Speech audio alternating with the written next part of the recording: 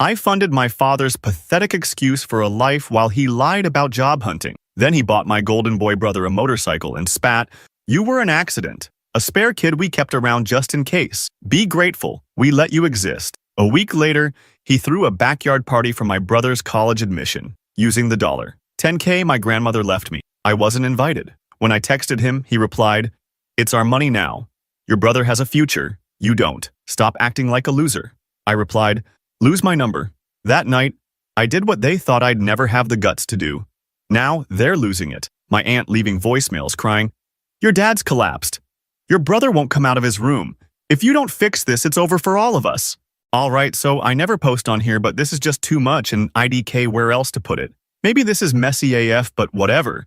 I just need to get it out and see if I'm actually crazy or if this is as nuts as it feels. If you read this whole thing, props to you. I'm open to getting roasted TBH. So background, I'm Blake, 23, living with my dad, Jesus, and my younger brother Emilio, 19. We're in Central California. My folks split ages ago. My mom dipped out of state with some guy and we barely talk. My grandma, dad's mom, died last year. Left me a chunk of money. 10 grand. Not life-changing, but not nothing. I work remote, grind out hours, pay most of the bills. My dad lost his job during COVID and just never really got back on his feet. He says he's job hunting every week, but NGL, I haven't seen him wear anything but sweatpants since like 2022. So this is where it starts. A few months ago, Jesus starts dropping these weird little lines at dinner. Stuff like, maybe you'll actually pull your weight for once, or your brother's got promise. You do good to learn from it. Honestly, I brushed it off. He's always been that guy. Emilio's always been golden, classic case. Good at sports, gets decent grades, doesn't mouth off. I'm the older one, but whatever, I'm not the favorite. I can live with that. But lately, these digs have gotten more direct. Like, he'll just say, "You'd be lost without me." And when I ask what jobs he's applied to, he gets pissed off and says I should respect him. Then, a few weeks back, I come home from getting groceries that I paid for again, and he's sitting on the couch scrolling TikTok telling me he's got a lead on some gig. His phone rings. He doesn't even answer. Instead, he asked me for $40 for gas to get to the interview. I send him the cash on Venmo, and he never leaves the house. I started noticing stuff like that. Little things. He'd ask me for cash for a train ticket or parking, but then I'd see him at home all day. He'd say he was at a job fair, but there'd be leftovers from lunch in the fridge. I asked Emilio once if dad had actually gone anywhere. He just shrugged like, "IDK, I'm not his babysitter." Whatever, bro. So fast forward, grandma's will comes through. She was always old school, didn't trust online banking, so she left me a check, but the account was still in dad's name because, "You're not responsible enough yet, Blake." I was pissed, but I didn't fight it. I figured, okay, just need to be patient. He'll hand it over. But then, like a week after, Emilio starts talking about how he wants a new motorcycle. He's got a crappy one already. But suddenly he's showing me pics on Reddit of these fancy ones, dropping not-so-subtle hints about how maybe he'll get lucky this year. I ignore it. Meanwhile, dad's still asking me for cash for job hunting, and I'm still covering rent, internet, utilities, groceries, you name it. Then, out of nowhere, one Friday night, I come home, and there's this shiny new motorcycle in the driveway. Emilio's out there with a couple friends, all hyped. I ask him where the hell it came from, and he just grins and says, "Guess dad finally came through." I go inside and ask Jesus, like, "Did you really just drop thousands on a bike?" He looks at me dead serious and says, "Money's for people who make something of themselves." I kinda lose it. I'm not proud of it, but I started yelling. He tells me I need to learn my place, says I'm lucky he even lets me stay in his house.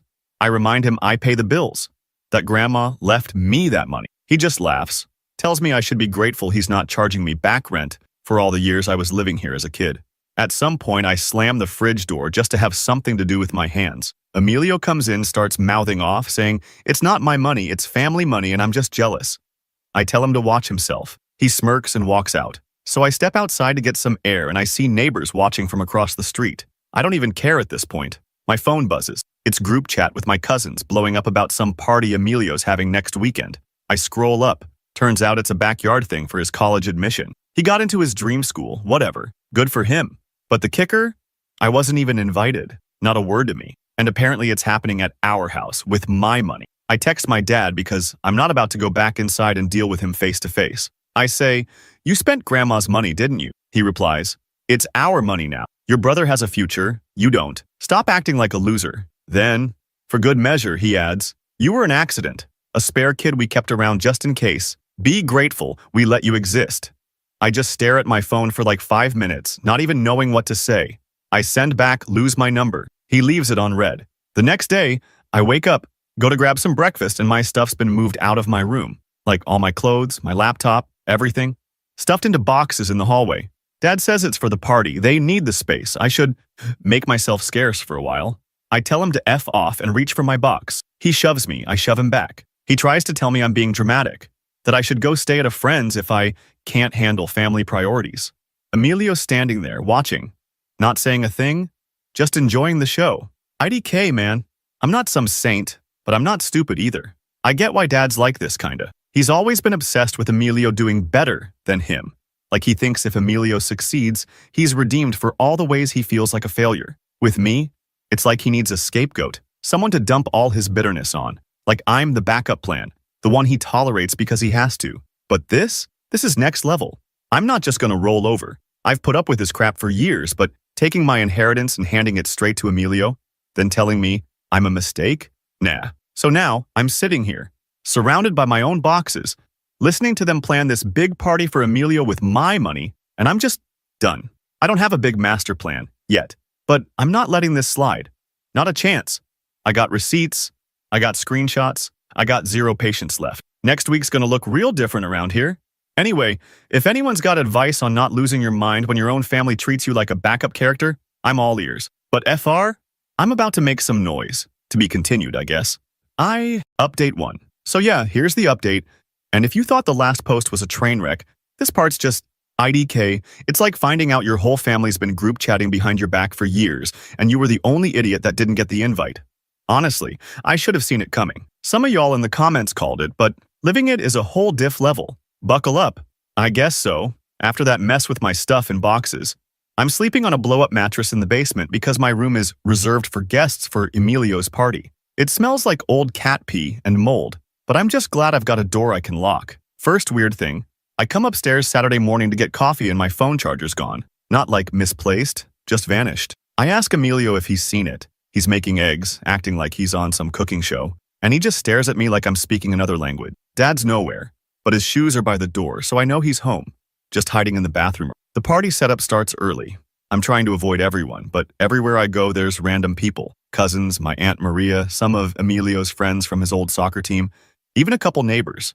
Aunt Maria corners me and asks if I'm going to be cool today because everyone's here for Emilio, don't make it about yourself. I ask her if she knows where my inheritance went. She just sighs and says, "Your dad's doing his best, Blake. You know he's always been under pressure. You should support your brother. He's got real potential. Like I'm just supposed to eat it and say thank you." I guess what really set me off was hearing my cousin Sheila joke about how Emilio's new bike is literally the only good thing that's happened in this house in years. Then she kind of glances at me and goes, "Oh, sorry, Blake. I forgot you're still here. Like I'm some leftover at a family BBQ. I get it. I'm not the favorite, but damn." Later, I check my phone and see the group chat from last night. Everyone's been talking about the party for days, sharing photos, making plans. Somehow, I got left off every invite. I asked Dad about it when I catch him in the hall. He's carrying a stack of paper plates like that's his big contribution. And he just shrugs and says, "It's not your scene. You just bring the mood down. Go find something useful to do." I slam the bathroom door on the way out. I find out from my cousin Javier, who actually talks to me like a real person, that the whole family knew about the money. Apparently it was decided at some family dinner a month ago that Emilio needed it for college, and I wouldn't use it right anyway. Nobody bothered to tell me. Not even a heads up. I ask Javier if anyone thought this was kinda messed up, and he just looks at the floor and says, "It's not about you, bro. It's about what's best for the family, right?" Like I'm not even part of it. It gets worse. I hear my dad bragging to some uncle about how he's finally got things under control, and that Blake's just drifting, he'll figure it out or he won't. Like I'm not even in the next room. Emilio's walking around at his party showing off the bike, acting like he earned it, and everyone's just eating it up. He keeps making these little jabs, like, maybe you can ride it next year if you get your act together. At one point, he bumps into me in the hallway and says, "You're not gonna ruin this, right? Just keep your mouth shut for a while." I'm trying to keep my cool, but it's honestly getting harder. I go out back for air and find my boxes moved again, shoved against the garage. I drag them inside. Dad sees me and says, "You're being selfish. This is Emilio's day. You can be a team player or you can leave." I tell him straight up, "You're just mad I'm not rolling over like usual." He gets in my face, pushes me. I push him right back harder. He actually looks surprised, like he didn't expect me to stand up for myself. He backs off, muttering something about respect, then slams his bedroom door. Honestly, in that moment I realized this is just how it's always been. Dad only respects people who don't give him what he wants. He's never going to see me as anything but a backup plan. Emilio gets everything because he's what Dad wishes he could be. Popular, easy, doesn't ask questions. Me? I'm just a reminder of everything Dad didn't get right. I know that sounds whiny, but IDC, it's true. After the party, I start digging. I go through my texts, my old bank statement, every Venmo and Cash App transfer. I realize I've been paying for everything for months. Even stuff like Emilio's gym membership and Dad's streaming services, all while they're telling me I'm not contributing. I bring it up to Dad next morning, and he just says, "You're lucky we let you stay here." I say, "I'm not staying. Not another damn day." Emilio tries to act tough, says I'm being dramatic, but when I tell him I want my share of Grandma's money, he laughs and says, "You're just jealous because nobody ever believed in you." I tell him he's got no idea what's coming. He rolls his eyes, walks off with his friends. I hear him making fun of me out in the driveway, calling me a crybaby. I texted my Aunt Maria after, asking if she really thought this was okay. She sends me this long thing about how family is complicated, and sometimes sacrifices have to be made, and my dad just wants what's best for everyone. I tell her straight up, "I'm not a sacrifice." She doesn't reply. So now, I'm making a plan. I'm not just going to disappear. I'm not letting them walk all over me again. I got the receipts. I got every Cash App, every bill, every bank statement. I know where the money went, and I know who signed for it. And I know how to make this hurt. Next update's not going to be me whining or asking for advice. I'm done playing backup. I'm about to make things real uncomfortable for everyone who thought I'd just take it. So yeah, stay tuned. It's about to get real. Update 2. So yeah, here's the update. GL, I've never felt this level of rage in my life, and I'm not even going to act like I was cool about any of it. If you read my last post, you know, the whole family basically decided I was just background noise, and Dad straight up stole my inheritance for Emilio, then had the nerve to tell me I was a spare. I said I was going to make it hurt, and I meant it. So here's how I did it. First weird moment. Sunday morning after the party. House is trashed, beer bottles everywhere. Some randos passed out on the back porch. I go to grab my laptop and my charger's still missing, but now my headphones are gone too. I check the laundry room and find Emilio's friend scrolling through TikTok on my phone. I just grab it out of his hands. He tries to act tough. I just stare back until he gets the hint and leaves. I'm realizing, wow, nobody respects me here at all, not even the guests. So I go online and start digging up every bill. Turns out, all the utilities, internet, water, trash, my name. Like every single account. I pay, I control it. I check the lease. Yeah, I'm the only one who signed. Dad's credit was garbage after he defaulted years ago. I'm thinking, okay, if they want to treat me like a backup, maybe let's see what happens when the backup dips. But honestly, I wanted more than that. I wanted them to actually feel it, not just have me vanish and they scrape by. I wanted them to squirm. First thing I did was call the landlord. I tell her I'm moving out, not renewing. And there's no way Dad or Emilio can take over the lease. No income, no credit, nothing. She's annoyed, says she'll send notice, but I'm clear. After 30 days, I'm gone. And I'm not paying another cent. She says she'll call my dad to confirm. She does, like an hour later. And he's screaming at me from the kitchen, yelling about loyalty, that I'm ruining the family. I ignore him, slam my door. Next, I go into my bank account history and pull up all the transfers. I print everything out. Every Venmo, every Cash App, every Zelle.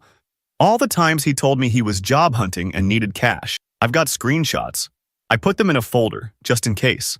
I'm not dumb enough to leave it in the open. Emilio's out in the driveway showing off his motorcycle, revving it like he's hot stuff. I check the paperwork. I find the receipt in the trash. Honestly, classic Emilio can't even shred his own evidence. It's got my grandma's account number printed on it. So yeah, that's all the proof I need. I take photos, send them to myself. Here's where I get creative. I text my Aunt Maria just to see if she'll budge and say, "Hey, FYI, everything Dad's done with Grandma's money is traceable." She doesn't answer right away, but a few hours later, she's blowing up my phone with these long messages about how I need to think about the family, don't do anything drastic, which is hilarious because where was this energy when they were splitting up my inheritance? I don't answer.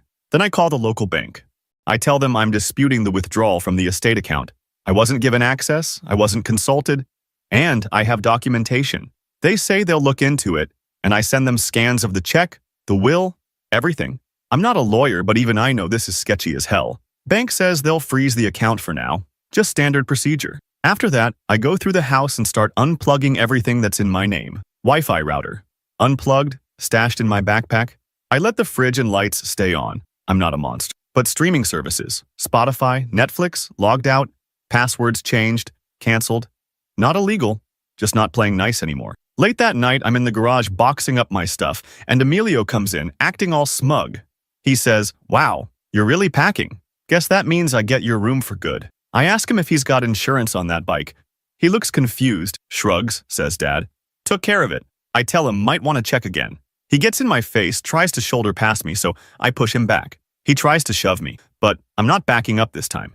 He calls me a loser. I call him a thief. He slaps my shoulder. I shove him into the wall. Dad hears the commotion, comes running in, yells at me to get out. I tell him to call the cops if he's got a problem, but he just stands there, red-faced, fists clenched, not saying anything. The next morning, the landlord's notice is taped to the front door. Dad's pacing around the kitchen, ranting about how I'm destroying the family, screaming that I need to fix this. I grab my folder and leave for the day. I go to the DMV and ask what happens if a motorcycle is bought with stolen funds. They say it can be contested if I prove the money was meant for me. I don't have to file a report or anything, just give them a heads up in the paperwork. I leave copies. I also Google how to report financial abuse on a will, and I fill out the online complaint. IDK where it'll go, but it's something. By the time I get home, I've got like 20 missed calls from Dad, Aunt Maria, even my cousin Javier. Dad's left a voicemail saying if I don't fix this, he'll lose the house. Emilio will lose his future, and the whole family will never recover. I delete it. Emilio's sulking in his room, won't even look at me. Later, I check the driveway. The motorcycle's gone. Dad comes storming in, asks me what I did. I say, I just made a few calls. He tries to slap the folder out of my hands. I grab his wrist, tell him to back off. He slams the door and locks himself in his room. Aunt Maria's texting me all night, telling me I'm being heartless, that I don't know what real family sacrifice looks like. I tell her, you want to see sacrifice? Try being the ATM for people who can't stand you. So yeah, everything's falling apart now. Dad's panicking. Emilio's hiding. Landlord wants them out. Bank accounts frozen. The bike's flagged for a title check. I'm not sorry.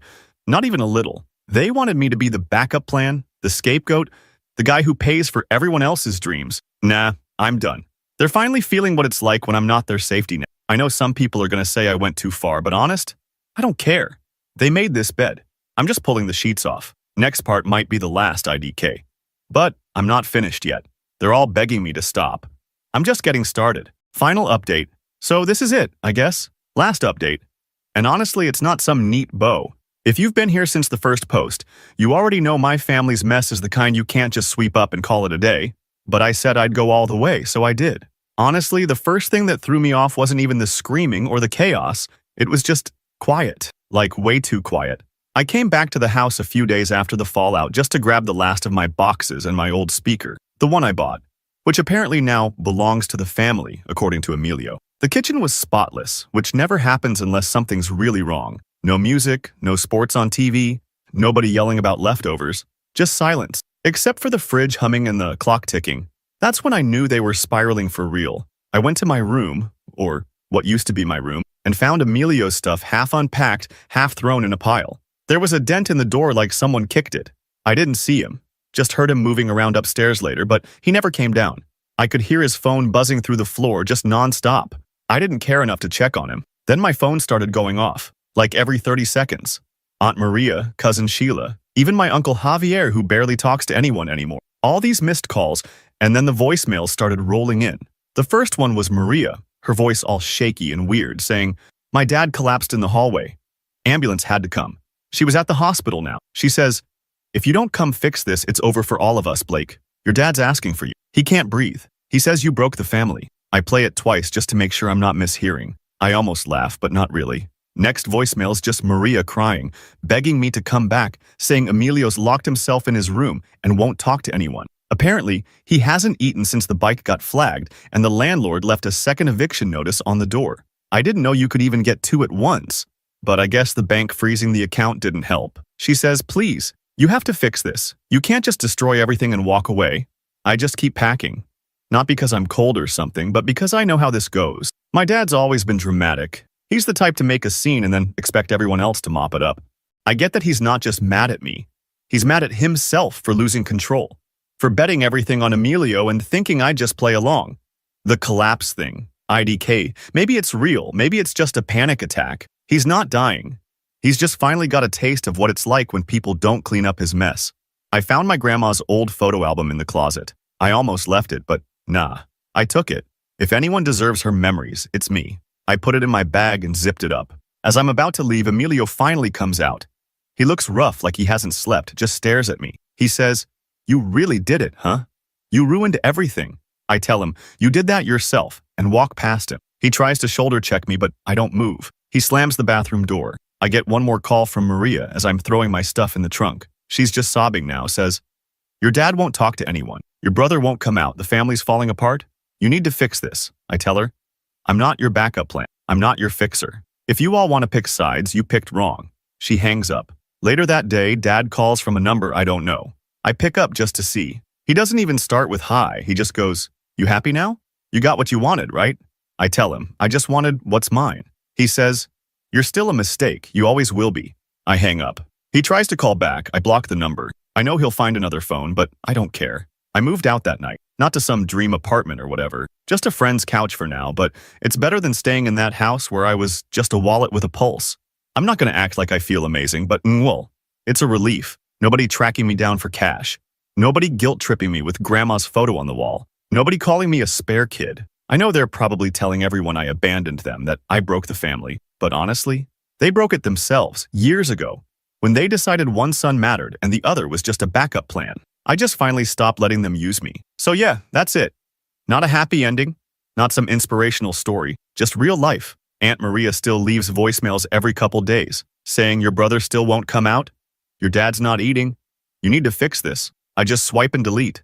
I'm not coming back. Not this time. No more backup, no more ATM, no more fixer. They wanted me invisible. They got it. Thanks for reading, I guess. If you're ever in a spot where your family treats you like a spare, don't wait as long as I did to stand up for yourself. And if they say you ruined everything, just remember, maybe it needed to be ruined. Lose my number, for real this time. I paid for my mother-in-law's new condo, handled all the paperwork, furnished the place, and made sure she had everything she needed. A week later, I overheard her bragging to her friends.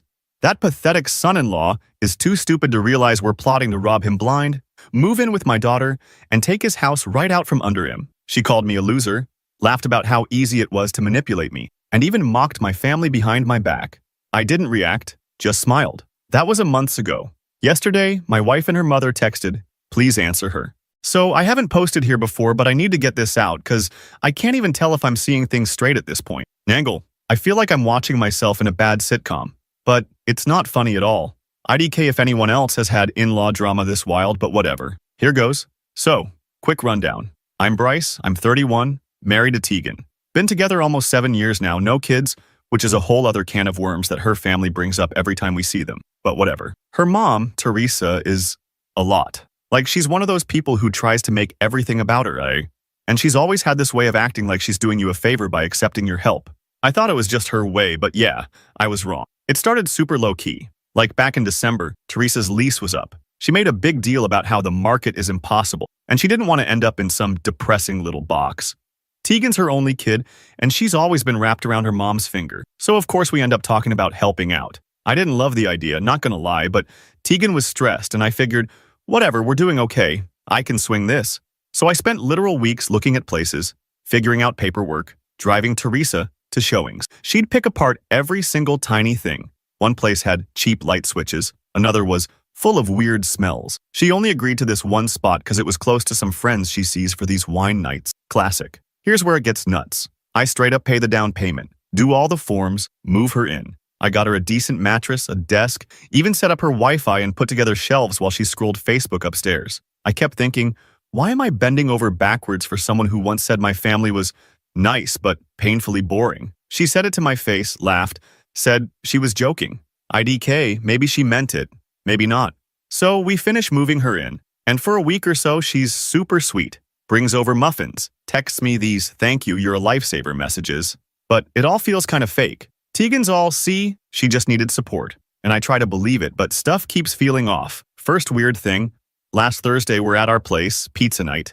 Teresa's there, and out of nowhere she says to Tegan, "Well, once you're settled, we'll have to do something about the decor at your place too." I'm like, what? Our place is fine. Tegan kinda laughs it off, but I notice she gets tense. Friday. Teresa texts me at noon, says she forgot some insurance stuff at her condo, and asks if I can swing by and drop it off after work. I say sure, no big deal, it's on my way. When I get there, I park and hear music blasting upstairs. I'm about to ring the bell when I hear her voice. She's got her phone on speaker and she's talking to her friends. Now, I'm not one to eavesdrop, but it's literally echoing down the hallway. I hear her say, "He's so gullible, I swear. Bought me this place. Does whatever Tegan says, and he has no clue we're about to take the house, too." They all start laughing.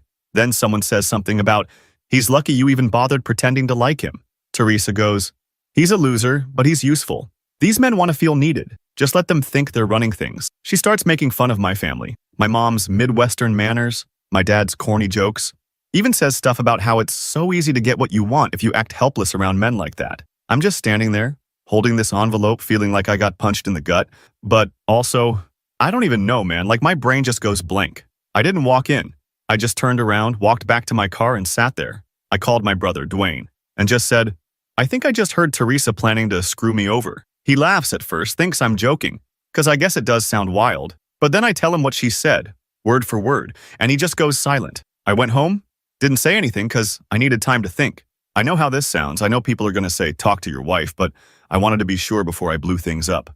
That night, I said to Tegan, "Hey, your mom's got some big plans, huh? Just testing the waters." She gets real weird, says she's just joking. You know how mom talks. But she won't look me in the eye. Now I can't stop noticing little things. Tegan keeps asking about how the mortgage works, about what if something happened, and wouldn't it be easier if the deed was joint? She's never cared about that stuff before. Teresa's texting Tegan way more than usual, and every time I ask what's up, she says, "It's nothing. I'm not an idiot. I know when I'm being sized up." And the worst part is, I think Teresa's always had this thing where she looks down on me. She's always made these comments about ambition and doing better for her daughter. I guess she thought I'd never hear her real thoughts. So now I'm just watching. I'm not saying a word to her, just playing along, but I'm changing stuff, putting my accounts on private, locking things down, not leaving paperwork out. I'm not going to be her doormat, not for one more day. I haven't told my parents yet, but I texted my dad, just said, "Remind me to call you tomorrow. Stuff's weird." He'll probably think I'm overreacting. I know this isn't some movie, but I'm not going to let myself get played like a clown. Teresa wants to mess around? Fine. I can do that. I'm not letting her or anyone else laugh at me in my own house. Next step? I'm not even sure yet. But I'm not just sitting here waiting for them to make the next move. If she wants a fight, she picked the wrong guy. Yeah, I know this sounds nuts, but trust, this is just getting started. Update 1. All right, back for part 2. And honestly, if you told me I'd be playing 4 days chess with my own family this year, I'd have laughed. But here we are. So after that night, I just started noticing stuff. Not huge things, just little changes. Like, Tegan started putting our mail in her purse instead of leaving it on the kitchen table. And when I asked about it, she just says she doesn't want to lose it. I guess normal, but she never cared before. Then Teresa kept dropping by at weird times, like Tuesday at 11 a.m. just to get her scarf. But she always wanted to come inside and talk to Tegan in the bedroom with the door closed. I'm not dumb. I started keeping track, not like a notebook or anything, just notes on my phone. Times, what they said, if they took anything. I started locking the file cabinet in the bedroom and putting the key in my jeans pocket. Yeah, it's probably paranoid, but after what I heard, I'm not giving them another inch. One night I was on the couch and Tegan's phone lights up. She's in the shower and I see a text from Teresa. Something like, "So have you talked to him about the forms yet?" I don't go through her phone, but that stuck with me. So I started asking questions. Over dinner, I'd say stuff like, "Hey, did you ever figure out what those forms your mom mentioned are?" Just to see her face. She'd get this defensive tone like, "It's just insurance stuff, don't worry about it." Every time it's, "Don't worry, not a big deal, you don't need to know." But some stuff you can't miss. One day, Teresa called me while I was at the grocery store. She says she's locked out of her condo and needs me to bring the spare. I say fine, but when I get there, she's already inside. She just wanted to check how quickly I'd help. She laughs, but it's not funny. Then she starts in about, "Maybe you should give Tegan a set of the house keys, just in case you ever get sick or something." I tell her I'm fine. I don't need anyone else with my house key. She shrugs and mutters something about trust and family. Then the money stuff starts. Tegan comes into the living room, says Teresa needs a little extra for groceries, and asks to move some money from savings. I say, "What happened to her grocery budget?" She says her mom had some surprise bill. I log in and see a ton of little transfers for errands, cleaning, MASC, all to Teresa. I ask Tegan, "Did you know about all these?" She acts surprised, but she's a terrible liar. I set up my bank app to ping me every time money moves. I ask my brother if I'm being crazy. He just says, "Bro, Trust your gut. But don't go nuclear unless you have proof. So I start gathering everything. I screenshot texts where Teresa asked for money, take photos of receipts, even record one convo on my phone, no laws broken, just me in my own house record. I text my dad, hey, if you get any weird calls from Teresa, let me know. He just sends a thumbs up. Not helpful, but whatever. Then comes the family meeting. Tegan says her mom wants to talk about future plans and maybe streamlining things. I say fine, we'll meet at the condo. I walk in, Teresa acts sweet, sits me down with papers about emergency contacts and power of attorney and all this. She says it's just in case something happens, but the forms basically make Tegan joint owner of the house and give her rights over everything if I'm ever unwell. I don't sign anything. I say I'll think about it. Teresa gets annoyed, slaps her hand on the table and says, don't I trust my own wife? I tell her, yeah, but I also trust myself to read what I'm signing. She stands up, calls me stubborn, storms off, slams the bedroom door. Tegan tries to play peacemaker, says her mom just gets anxious about the future. I don't buy it. I tell her, we're not signing anything we don't both agree on, and if this is about security, we can get a lawyer. She gets mad, says I'm making her choose between her husband and her mom. I say, I'm just making sure nobody gets screwed over. She walks out, calls her mom, and they leave together. Next day, I go to the condo, change the Wi-Fi password, and tell Teresa I need to do maintenance. I take photos of everything, furniture, valuables, the works. I start getting calls from her friends, asking why I'm being paranoid. Someone must have told them I'm acting crazy. So I invite Tegan and Teresa over for dinner at our place, just to keep things public. I put all the bank statements and condo docs in a folder on the table. Not the originals, copies. I say, let's be clear. The condo's in my name. The house is in my name. All the money comes from my accounts. I'm not adding anyone to anything. If you have questions, ask now. Teresa's face goes red. She tries to guilt trip me. Says she sacrificed everything for Tegan. Deserves some security. I say you have a condo. Fully furnished, paid for. She says that's not enough. She tries to take the folder. I pull it back. She tries to grab my arm, so I step back and say, don't touch me. She stands up, pushes her chair back so hard it hits the wall, and she storms out. Tegan follows, but not before yelling that I'm ruining everything. She slams the door. I text my brother, Dwayne, and just say, pretty sure I just started W3. He sends back a bunch of laughing emojis, and finally. So now it's basically Cold War at the house. Tegan barely talks to me except to ask about bills. Teresa's blowing up my phone, but I'm not answering. I notice she's suddenly posting a lot of family is everything stuff on Facebook, which is hilarious coming from her. I don't know what their next move is, but I'm not just sitting around. I moved all valuables out of the house and put them at my parents' place. I changed my password. I started keeping receipts for everything. I know I probably look like a paranoid psycho, but I'm not getting blindsided again. I know Teresa treats me the way she does because she thinks I'm just some pushover she can boss around. She's always been like that. Anyone who doesn't bow to her, she treats like dirt. It's not even about the money. It's about control. Frankly, I'm done playing nice. Next time they try something, I'm not holding back. I'm not going to scream or throw things. I'm just going to make sure every move they make costs them. I know this isn't the end, but I'm feeling way less helpless now. I'll update if, when, they make a move. There's no way they're done. Update 2. So yeah, guess I'm back sooner than I thought. NGL, it's wild how fast things can go from awkward family dinner to who's gonna snap first. It's not even like they're hiding it anymore. It's all just right out in the open. And if you're expecting some dramatic movie moment, you're not getting it. Because this is just real life, and real people are way dumber and way more stubborn. So last week I'm trying to get my head together, just doing laundry and catching up on bills, when I notice all the kitchen chairs are stacked weird. Not a big deal, but like, why? Turns out Teresa was over and decided to rearrange stuff for better energy. That's her new thing. I guess she's all about energy now. She does this every time she's pissed, tries to move stuff around like she's in charge. I just move it back and don't say anything. Then Tegan starts getting twitchy about the condo. She asks if I've paid utilities this month, and I say yeah. Why? She says her mom's worried the Wi-Fi's gonna get shut off. I say it's fine. I'm handling it.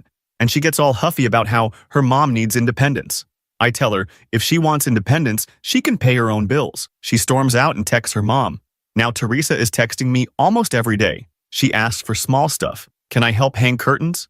Can I give her a ride to the pharmacy? Can I just check her banking app for her because she forgot the password? I just start saying no. She gets mad, calls Tegan, complains about how I'm withholding support.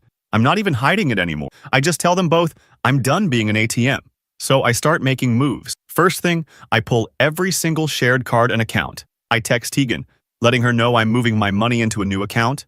I tell her she can have access to her own, but mine is mine. She tries to argue, says marriage is about trust, but I just say you lost my trust when you started hiding stuff. She leaves the room, doesn't come back for an hour. I go to the condo and take photos of every piece of furniture, every appliance, even the stuff I bought for Teresa. I tell her I'm doing this for insurance. She asks if I'm planning to kick her out. I just say, if you don't like it, you can find another place. She tries to slap my arm. I move away and she calls me ungrateful. She starts trying to get sympathy from everyone, texts my dad, tries to call my brother. My dad just says, don't drag me into this, and hangs up. Dwayne laughs and says, she's finally getting what's coming. Next, I start getting calls from random family members. One cousin calls and says, Teresa says you're making her homeless. I say, she has a place to live. I bought it for her. She can handle her own stuff. Cousin says, are you okay, man? I say, yeah, just tired of being taken advantage of. Tegan and Teresa start showing up at the house together. They come in, start looking through drawers, asking about paperwork. I tell them, you're not going through my stuff. Teresa gets mad and pushes a folder off the table. I tell her, if you break anything, you're paying for it. She says I'm being aggressive, I say. I'm setting boundaries. She grabs her purse and leaves, slamming the door. Tegan stays, but she won't even look at me. Then, the condo stuff gets real. I start scheduling showings for the condo, just to see what would happen. I text Teresa and tell her, I might have to sell if things get too expensive. She freaks, calls Tegan, says I'm threatening her security. I tell them I'm not threatening anything, I'm just doing what I need to do. Now Teresa's friends are coming out of the woodwork. I get texts from numbers I don't know. People saying I'm a bad husband, that I'm ruining Tegan's life. I take screenshots, send them to Dwayne, and we just laugh. I start forwarding some of the texts and voice memos I have of Teresa talking trash to our family group chat. I don't even say anything, just send them. My aunt replies with a wow, and my cousin just sends the eyes emoji. Nobody's defending her now. Teresa shows up at the door one night, pounding and screaming about how I'm ruining her. I open the door and say, you're not coming in. She tries to push past me. I block her. She slaps my chest. I just stand there. She leaves, yelling at the neighbors about how I'm abusive. I don't care anymore. Tegan tries to get me to talk, but I just say, you can stay here if you want, but if you keep siding with your mom, you can go live with her. She says I'm making her choose. I say no. You made your choice when you lied. She slams the bedroom door and doesn't come out for the rest of the night. Next day, I wake up and the kitchen is trashed, cabinets open, stuff everywhere. I go to the condo and change the locks. I text Teresa, tell her she's not welcome at my house without my permission. She freaks out, texts Tegan 100 times. Tegan ignores me all day. So now, I'm living like I'm single. Honestly, I don't trust either of them. And I'm just waiting for the next move. For everyone who thinks I should just forgive and forget, lol, not happening. I'm done being the nice guy. I know Teresa acts this way because she thinks she's smarter than everyone, and because nobody's ever actually told her no. I guess she got used to everyone just giving in. Not anymore. I'm not sure what comes next, but if they keep pushing, I'm ready. I'm not backing down. I'm not scared of conflict, not after everything they've tried to pull. You can only get slapped so many times before you start fighting back. Anyway, I'll update if anything big happens. I'm not going anywhere, and neither is my house. Let's see who cracks first. Finally, supdate. So this is probably it for updates, because I don't even know what else to say at this point.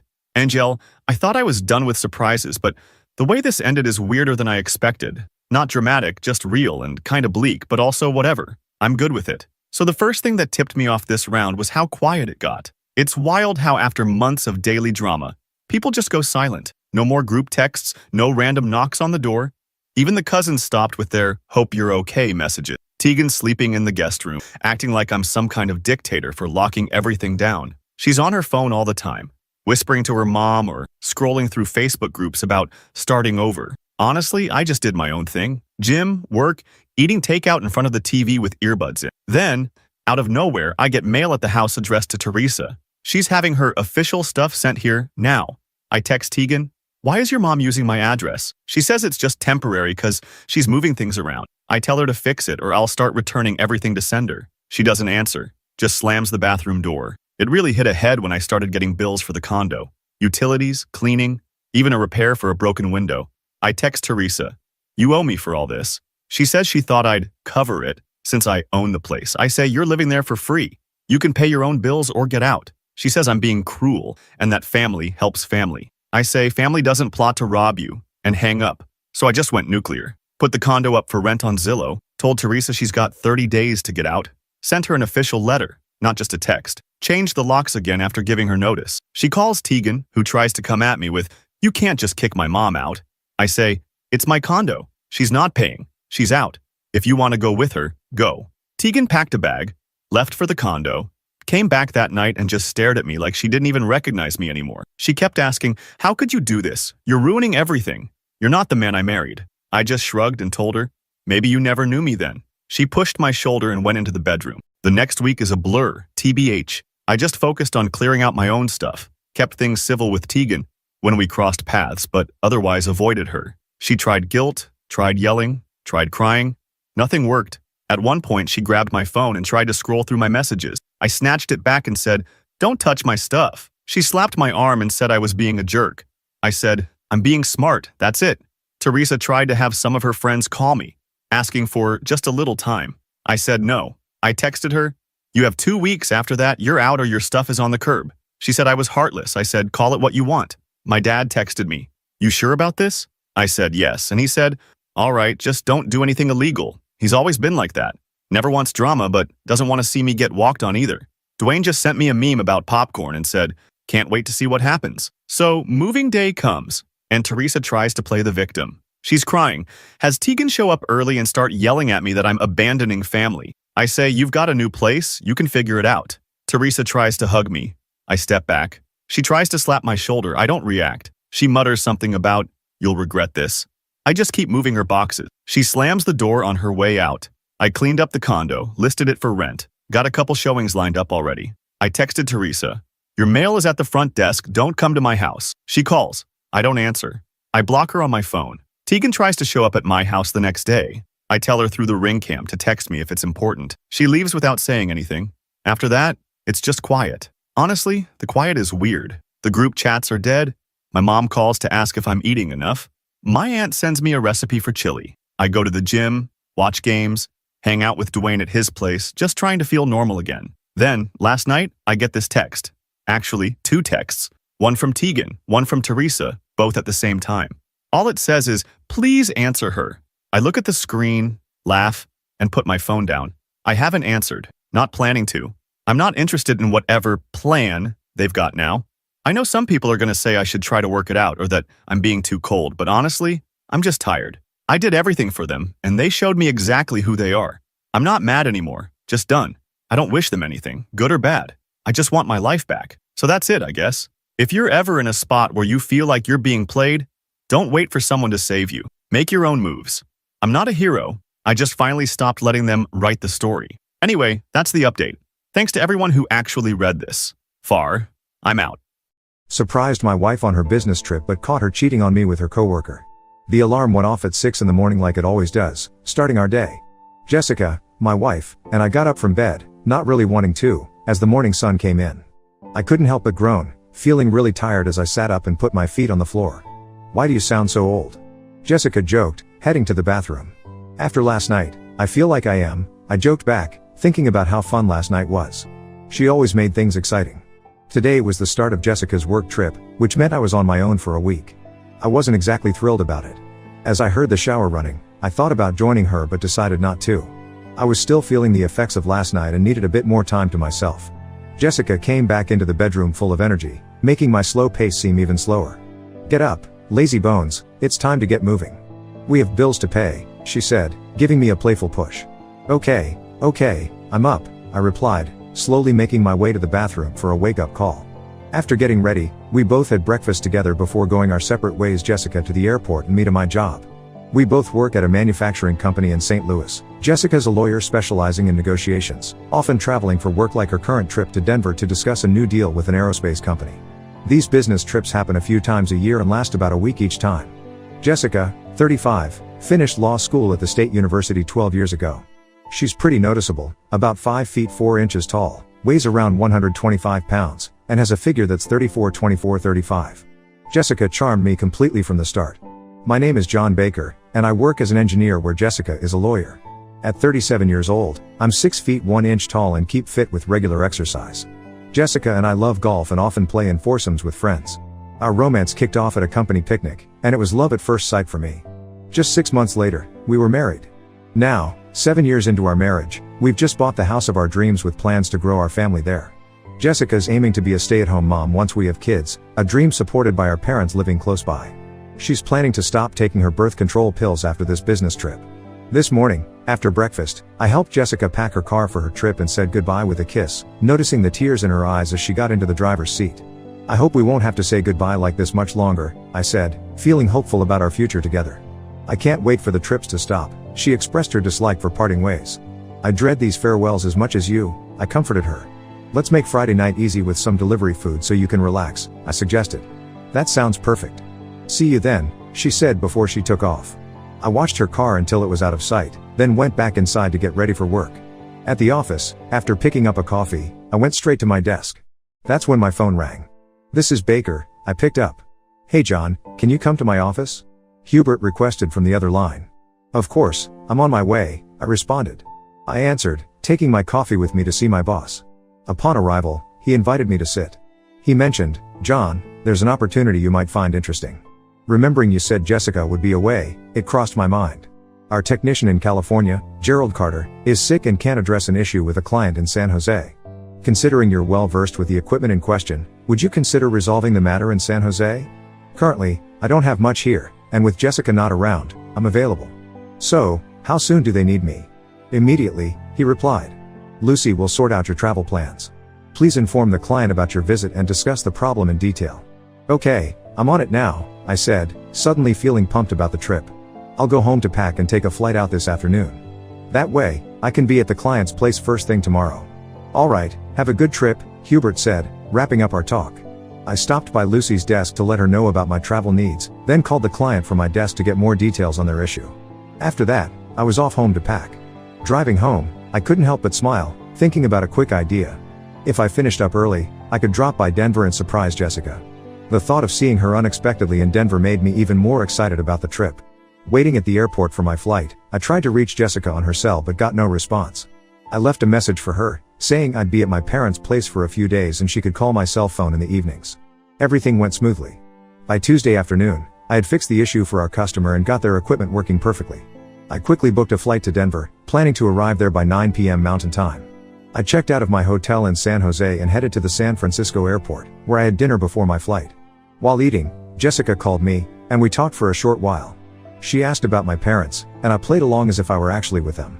Jessica said the negotiations were moving forward but mentioned she was really tired and planned to just relax in her hotel room that evening. After we said we loved each other, we hung up. After dinner, I got on my flight and reached Jessica's fancy hotel around 9:45 p.m. The hotel staff checked who I was and then gave me a key card to get into her suite. When I went in quietly, I saw a lamp on over the desk with her laptop shut. But Jessica was nowhere in sight. I put down my suitcase and looked in the bedroom and bathroom, but both were empty. I was a bit confused at first, thinking maybe Jessica hadn't come back to her room yet. I couldn't decide if I should wait for her in the room or go look for her in the hotel lounge. Then, I noticed the door to the next room was slightly open. I went over and pushed the door open without making a sound. I looked into the living room of the suite next door, which was also empty. Curious, I walked in, but then I heard a noise from the bedroom that made me jump. Feeling sick to my stomach and breaking into a cold sweat, I quietly moved closer to the bedroom door. When I looked inside the dimly lit room, my breath stopped short. Jessica was there, without any clothes on, and some guy I didn't know was lying on the bed, his face hidden from me. I really wanted to burst in and confront Jessica, to let out all my anger on the guy on the bed. But I managed to calm down the flood of feelings inside me, stepping back to Jessica's suite instead. I grabbed the digital camera I'd brought to take pictures on the trip, adjusting its settings for low light and turning off the flash. Then, I calmly went back to the bedroom door. Standing silently, I took several photos of what was happening on the bed, making sure they didn't see me. They were so caught up in what they were doing, they didn't notice me at all, allowing me to catch this betrayal on camera. Before leaving Jessica's suite, I went through her open briefcase on the table and found a business card from David Price, the lead negotiator at our company. I took the card to keep for later. Back in her room, I hooked up my camera to her laptop using the interface cable I always carry. Our laptops use the same software for photos, so transferring a picture from my camera to her laptop was easy. I made the photo that showed what she was doing the background picture on her laptop, then packed up my camera and quietly left her room. Trying hard to keep my feelings in check and holding back tears, I walked to the elevator, feeling the full weight of her betrayal. I gave back the room key to the front desk and immediately called the airline to check for the earliest flight back to St. Louis. Luckily, there was a flight at 6:30 a.m. that would get me back home by 9:30 a.m. I figured this timing would match up with when Jessica usually starts her day by turning on her laptop at the negotiation table. This moment would mark when she discovered she was caught, effectively signaling the end of our marriage. Afterward, I headed back to the airport and checked into a motel close by. Even though I was too unsettled to sleep, I kept going over the upsetting images from Jessica's hotel room in my head, letting myself cry out all the built-up sadness. By 5 a.m., when I left the motel, I had no more tears left and was determined to end our marriage quickly. Back in St. Louis, my cell phone started ringing as soon as I got in my car. When I saw it was Jessica calling, I decided not to answer and turned off my phone instead. Once I got home, the house phone started ringing, and a quick look showed it was Jessica again. I didn't pick up the phone, letting her message go to voicemail. I heard her say, "John, you need to call me back as soon as you can. It's really important."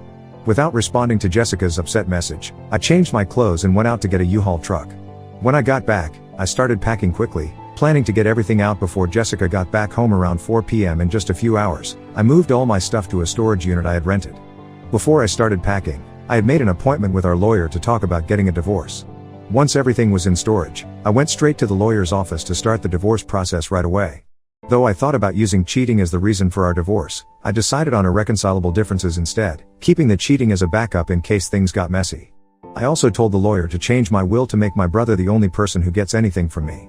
Then, I went to the bank to move half the money from our shared savings and checking accounts into new ones that were just in my name. I did the same with our investment accounts by talking to my investment advisor.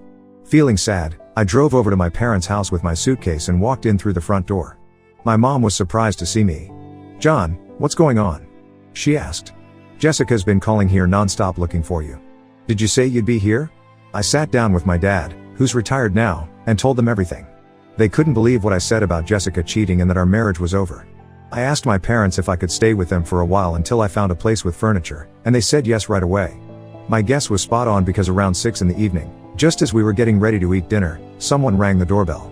My dad went to open the door and came back with Jessica looking really upset. "John, why haven't you been picking up my calls? I needed to talk to you. All your stuff is gone from our house," she said, her voice shaking. "I thought the note I left on your computer would tell you everything you needed to know," I told her in a calm way. "Oh, no, I was scared it was you who left that note. Can we please go talk somewhere, honey?" Jessica begged. "Jessica, I'm not your honey anymore, and there's nothing left for us to talk about. I've started the process to get a divorce, and if we need to say anything, our lawyers can handle it. Seeing what you did in Denver has completely destroyed any feelings I had for you, and I'd appreciate it if you left so I can enjoy my dinner," I said without hesitation. "Please John, let's not end things without a proper conversation," she begged with desperation. What excuse could you possibly have for cheating? It wasn't self-defense, that's for sure, especially after what I saw and have proof of, I shot back, standing my ground. "You might want to give David, your boyfriend, a heads up that I'm coming for him next. I'm curious what his wife will think of all this," I added. "Oh my God, can't we just talk about this?" "John, please," Jessica begged, her voice full of fear. "Just leave, Jessica. You're making my dinner go cold," I insisted. "But here's a thought. Why don't you take your time and write me a detailed letter explaining why you thought it was okay to break our marriage vows? I'm certain a lawyer as clever as you could come up with a convincing argument that it was all my fault, claiming you still have a lot of love and respect for me." With tears in her eyes, Jessica turned to leave, but then paused and looked back at me. "Please, John, reconsider ending our marriage without us having a real discussion." "Goodbye, Jessica," I stated firmly. After she had gone, tears streaming down her face, my parents sat in silence, shocked by our conversation. "John, that was quite harsh," my mom pointed out. "Mom, would you like to see the pictures I have of her with another man? That's the real harsh reality," I responded sharply. "She's shown me complete disrespect, and I can't accept that. I can't ever trust her again. Do you really want me to have children with someone who acts like that?"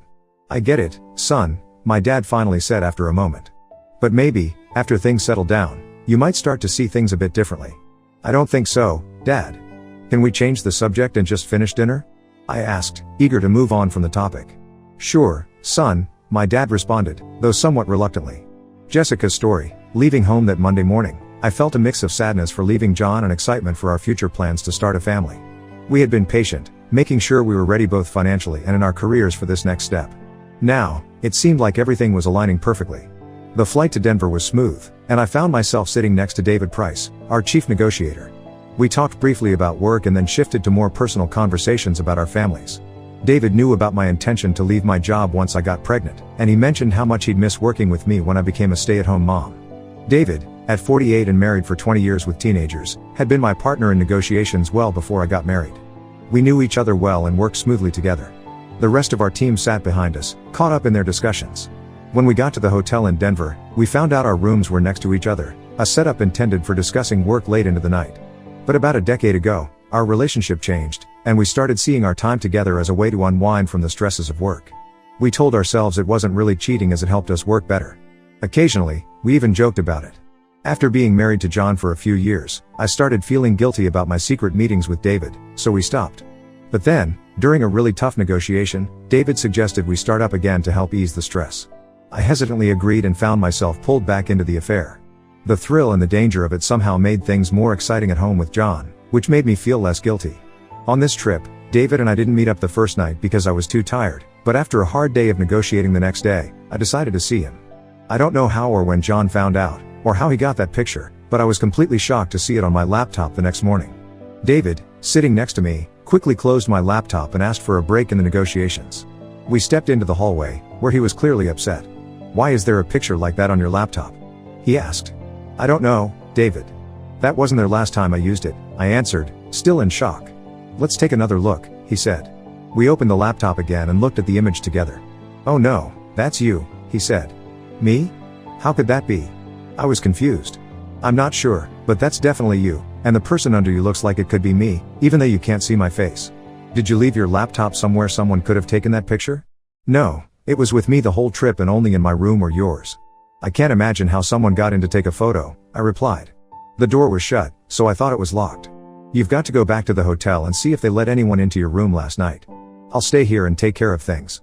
Try getting in touch with John to see where he was last night." "It's impossible it was him. I talked to him while he was at his parents'." "Did you call his parents' landline?" "No, he told me to use his cell phone." "That's worrisome. He could have been anywhere when you called. Hit me up on my cell phone if you find out anything. And try to sort this mess out. Get a taxi to the hotel." "Got it, see you." I was soaked in sweat. If John put that photo on my laptop, it pretty much means we're done. I had to get back to the hotel to figure things out. The person at the desk got me a cab, and I was at the hotel in no time. I went straight to the reception to ask if anyone got into my room. The person working there checked their system and told me a Mr. John Baker was given a key at 9:45 last night, and he gave it back 30 minutes later. That's when it hit me hard that my marriage was probably over. The man I loved more than anything was gone, but I was determined to try and win him back. I went up to my room and immediately tried calling John's cell phone in his office. His phone was off, so I left a voicemail that it was really important for him to call me back. His secretary said he was on a business trip in California and would be back tomorrow. So, he went to California and might have stopped by to surprise me on his way back. Looks like we both ended up being surprised. I called his parents, and they said they hadn't seen him in a few days. I asked them to tell him to call me as soon as they hear from him. I tried calling our house too, but no one answered. I left a message there as well, hoping he'd call back soon. Sitting alone in the room, I couldn't stop crying. With no other way to reach him, I quickly booked the next flight back to St. Louis. After packing up, I called David on my phone to tell him what was going on. He was silent for a moment before saying, "Jessica, it looks like we might both be facing divorces, or maybe something even worse." "Worse than a divorce? What could that be?" "Our company has strict rules against managers dating. If word gets out, we could both lose our jobs. It wouldn't be good for either of our careers." "Oh no, I didn't think about that. Losing John already feels like the world is ending. Losing my job on top of that would be too much. But right now, I need to go back to St. Louis and try to talk to John. Maybe there's a chance to fix things. I've got a flight leaving at noon and I'll be back in St. Louis by 4:30. I have to find him and talk. I'll let you know how it goes. I have to stay here until we finish our business talks. I'll be waiting to hear from you." After saying goodbye, I grabbed my things and hurried to the lobby, checked out, and took the hotel's limo to the airport. On the flight back to St. Louis, all I could do was hope that I could get John to talk to me. I wanted to make it clear that what happened was just physical and didn't mean anything emotionally. I hoped he would be able to see my cheating as just a one-time thing without feelings attached. When I got back home, everything looked normal at first. But when I went into our bedroom and saw his clothes and stuff were gone, I realized he knew and had left me. I needed to find him. After trying to call him many times and not getting through, I decided to go to his parents' place to see if I could find out where he was or get any information from them. Seeing him at his parents' house was really tough. He was so cold and distant, it made me feel sick. He told me straight up he was going to divorce me and didn't care at all about what I had to say. Nothing would change his mind. When he told me to write a letter explaining my side, it just felt like he was twisting the knife. I had to leave and go cry in my car. The future we planned together was falling apart. We wouldn't have the family we wanted, grow old together, or enjoy grandchildren. In the middle of feeling so low, I also worried selfishly that I might be too old to have kids by the time I found someone new. Eventually, I found the energy to start the car and head back to what felt like an empty house, overwhelmed by a deep feeling of loss and not knowing what comes next. John goes on with his story. After a restless night haunted by images of Jessica and David together, I got up early and went downstairs at my parents' place to make some coffee. Feeling down, I grabbed my laptop and camera, ready to go through the photos on the camera. I was obsessed with finding David in those photos. As I looked through the pictures, I couldn't make out David's face clearly. But I kept looking and finally noticed something on his right arm as he reached out to Jessica. When I zoomed in, I saw what I was looking for, a tattoo. Zooming in more, I saw a heart tattoo with Janie 8 written inside it. Janie 8 is David's wife's name. With this proof, I went back upstairs, took a shower, and got ready for work. By the time I came back down, my mom was busy making breakfast. At work, I immediately made a few CDs with the photos showing the affair and a close-up of David's tattoo. I also printed out several copies and put everything in a folder. Feeling determined, I went straight to the HR department to talk to the manager, Chad. We knew each other from working at the same small company and even played golf together once. I laid out the photos in front of him and waited for him to react. "What's this, John? 30 pictures?" Chad looked both curious and amused. "Sorry, Chad, it looks wrong, but that's my wife and David Price." The photos were taken on Tuesday night in David's hotel room in Denver, as you can tell by the date and time on them. They were on a business trip for negotiations for our company. "Oh, no, John. That's tough to hear. What's your plan?" "You could fire them both for breaking the no dating rule in their job contracts. We've never actually done that before. Are you sure you want to go through with it? It'll make the affair public. And are you thinking of divorcing Jessica?" "I've already told my lawyer to start working on the divorce papers, but if the company doesn't do anything, I'll have to sue the company." "All right, John, I'll talk to our legal team and get things started." Then, I went to tell my boss, Hubert, about what was going on in my personal life. He was really surprised and worried when he heard about my wife and David Price. I asked for the rest of the week off as vacation, and he agreed without hesitation. Before we said goodbye, he praised me for my work on the California trip. He told me the customer was really happy with how quickly I solved their problem and got their production line running again. He also mentioned the possibility of me taking over the California area because the current engineer is retiring for health reasons. I said I'd think about it and let him know my decision next week. When I was leaving Hubert's office, his secretary, Lucy, stopped me. "John, your wife came by looking for you. She said she'd come back later." "Lucy, I don't want to see my wife at all. Please tell her that if she comes back." "Oh, John, I'm so sorry. I didn't know there was a problem." "There's a big problem, Lucy, we're getting a divorce. She and David Price have been cheating. I figured everyone at work would know by lunchtime since Lucy loves to chat." When I got back to my desk, I called David's wife, Janet. We've seen each other at work events, but telling her about our partners was going to be tough. "Janet, it's John Baker. How are you?" "I'm okay, John. David said you might call, but didn't say why." "Janet, we need to talk. Is now a good time?" "Sure, John. I have to go to the hairdresser at 1, but I'm free now." "You know where I live, right?" "Yes, I do. I'll be there in 15 minutes. When I got to the Prices, I was nervous about what I had to do. I couldn't let David get off easy and leave Jessica to deal with everything. "Hi, John. Come in. Do you want some coffee?" "I just made it," Janet said, welcoming me and pointing to the living room. "Sure thing, Janet. Just plain black, please," I said. After a short while, she came back with a coffee and sat down across from me. "So, what's up?" she asked. I thought about breaking it to you gently, but decided to just be direct. "I need to tell you something tough," I said, wanting to get it done. "Janet, I saw your husband and my wife together in Denver. I'm divorcing Jessica and getting them fired from their jobs. I hate being the one to break this news, but it's going public soon, and I wanted to give you a heads up. I have photos if you want proof." I watched her closely for a reaction, but she didn't show much emotion. "John, I've had suspicions about David's behavior on his business trips for a while now, though I hope they weren't true," she admitted. "David has always been a loving husband and dad, and I didn't want to think about the possibility. But I realized that sooner or later, their affair would come out into the open. I guess this is it. I'm really sorry for what you're dealing with in your marriage and from my own side too. I feel bad for what might happen to David. He's at an age where finding another job with the same pay could be tough. Now, I've got to figure out what to do next. Would you like a copy of the pictures I have?" I asked.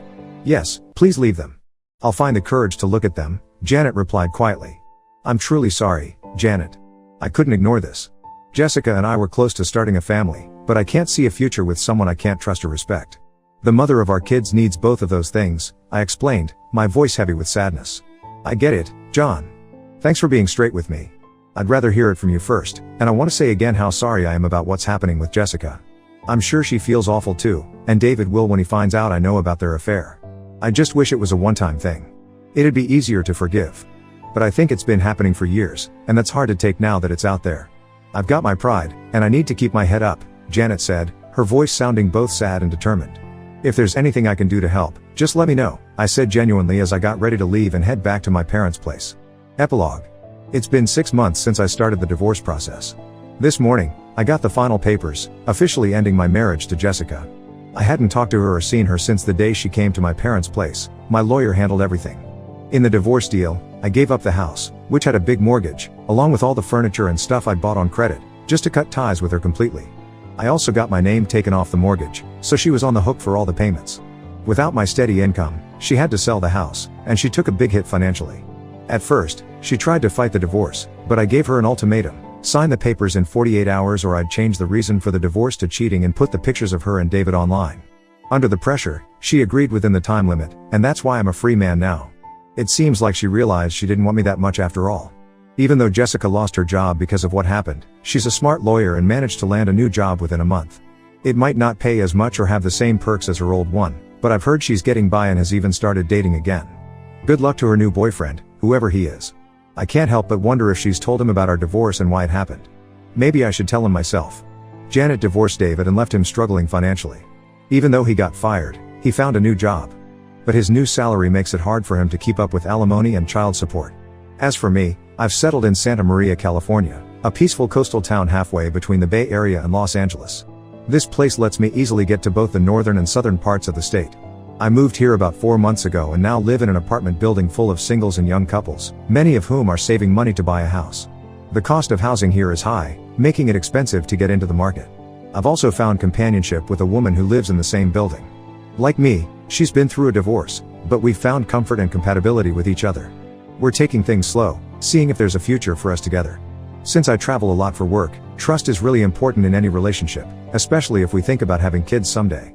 The ticking of biological clocks reminds me that time doesn't wait for anyone, so I'm thinking about making a move sooner rather than later.